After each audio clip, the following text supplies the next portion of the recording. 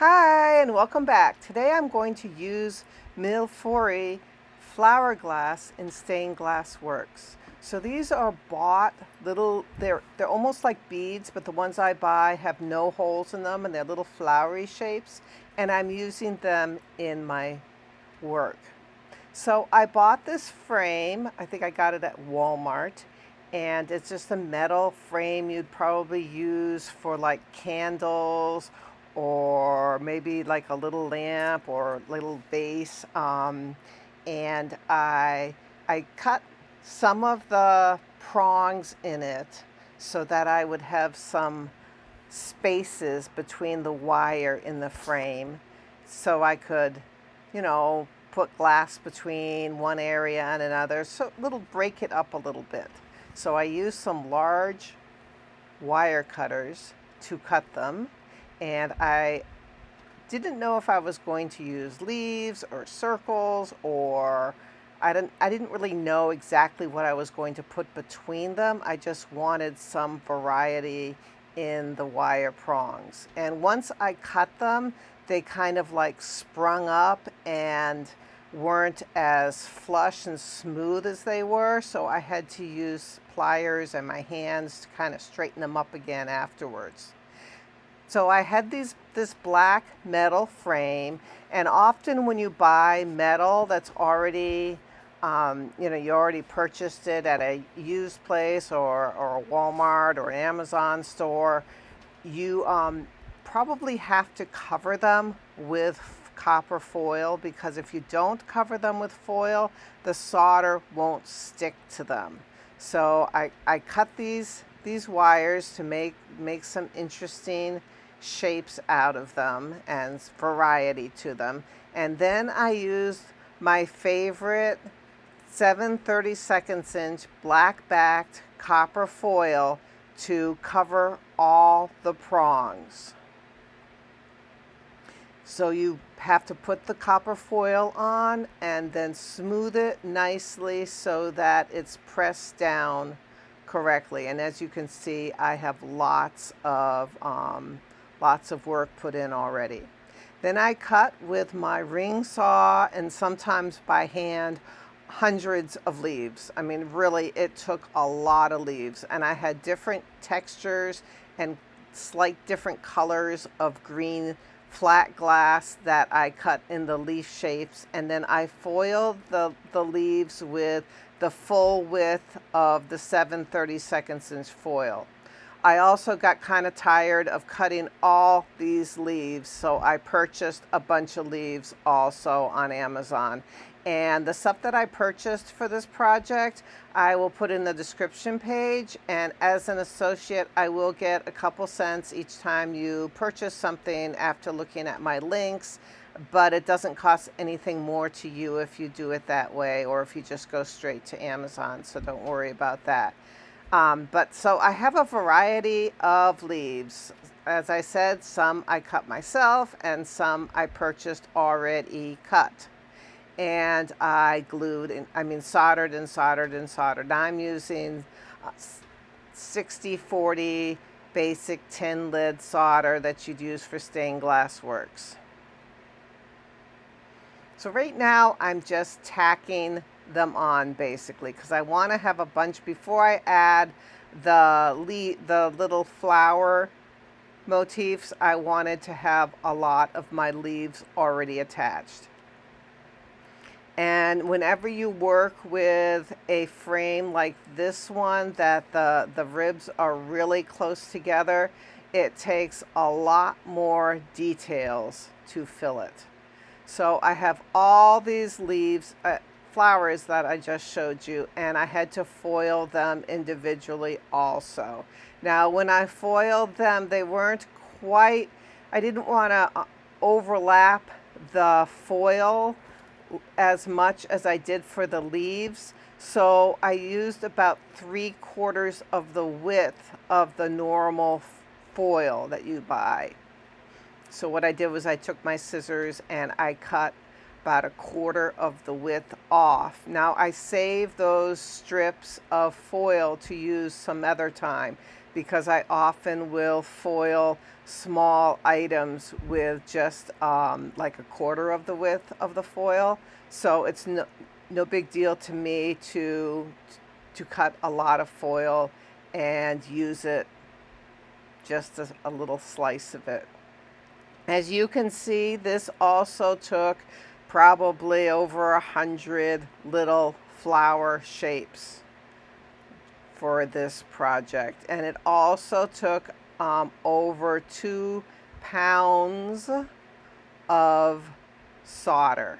So this isn't really a project for someone who just wants the little quick, inexpensive project. It really takes a lot of solder and a lot of glass, but it came out so nice. I think it was well worth it.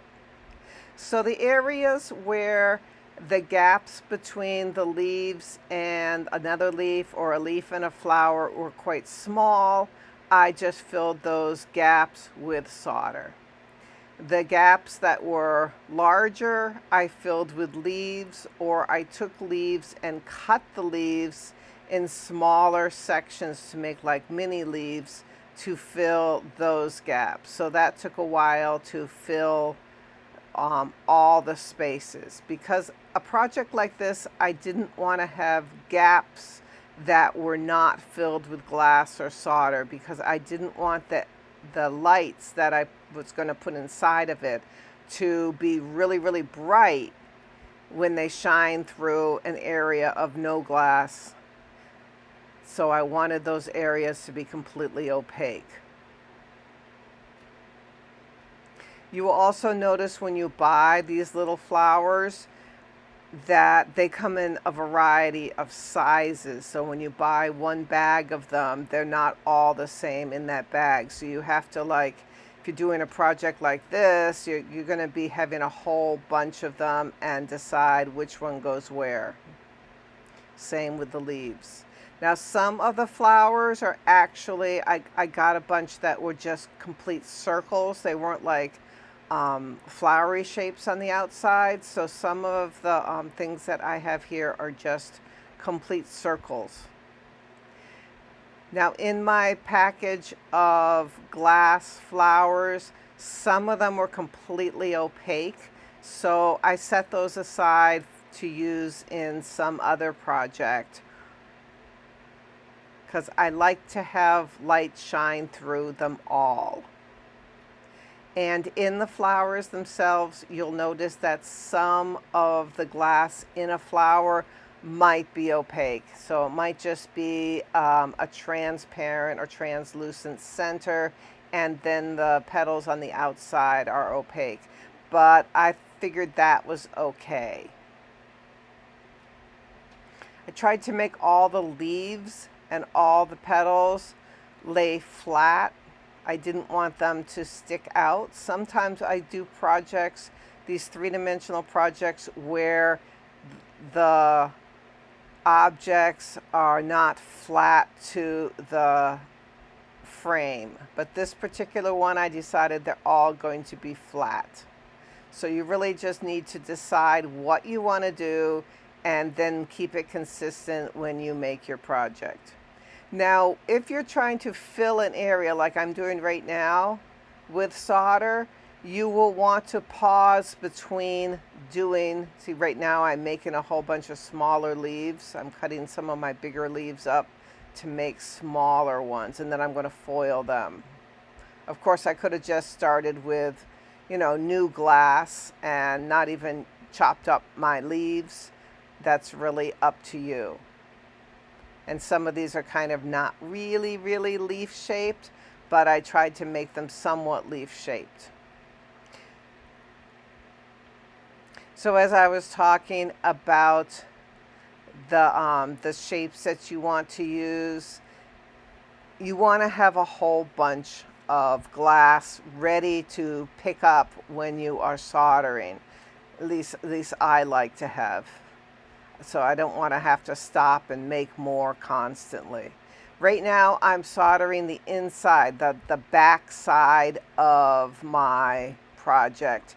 And for this project, I'm not soldering as much as desoldering. So like if the solder covered up the inside of a leaf and you can see a glop of solder that maybe fell from the other side, I'm trying to knock that off because I wanted to make sure that there was no dribbles shown on the inside, and I also wanted to make sure that there were no gaps between them that needed to be filled. And as I was talking about before, you want to slowly fill those gaps. So if you do it too quickly, the whole thing will fall out.